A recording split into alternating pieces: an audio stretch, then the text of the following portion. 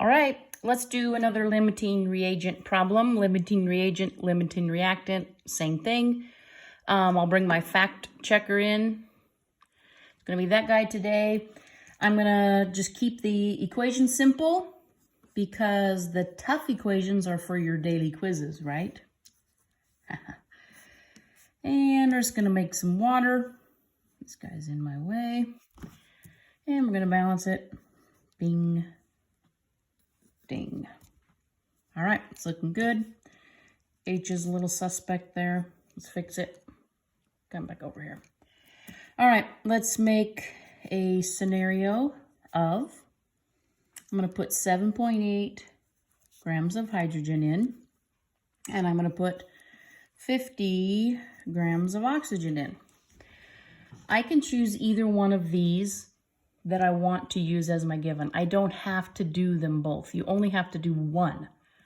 I show you how to do both of them, and I think that confused some of you that you have to do them both.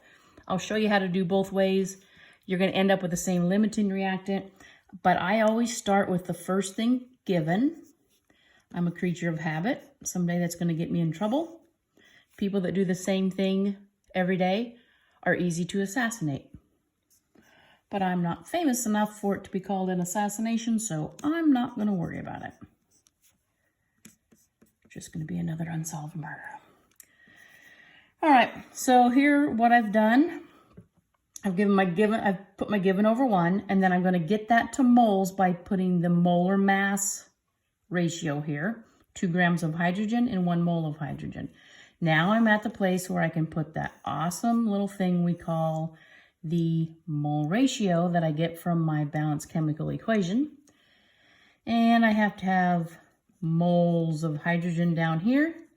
I'm jumping to moles of oxygen because I want to see how much oxygen I need to use up all of that. So my oxygen has a 1, my hydrogen has a 2. Now I had to get this back to grams because I'm comparing grams. So 1 mole of oxygen weighs 32 grams. I bet you guys have some of these molar masses memorized. You put this through the box of magic math. 7.8 divided by 2 times 32. You are going to get 62.4 grams of oxygen. It's important that you know what you just figured is what's needed. This is what you need to completely use up that. What do you have? I told you that I put in 50. I thought I put in plenty. Turns out I didn't. Because I don't have as much as I need, so my limiting reagent is going to be oxygen. Now, let's say you didn't start with hydrogen as you're given. You started with oxygen. Doesn't matter. Let's make 50 grams of oxygen my given over 1. Let's get that to moles. 32 grams of oxygen in a mole of oxygen. What do we have here? Mole ratio. Mole of oxygen compares to a mole of hydrogen through the mole ratio, a 1 and a 2. Gotta get that to grams. 1 mole of hydrogen has a mass of 2 grams. I put that through the magical math box.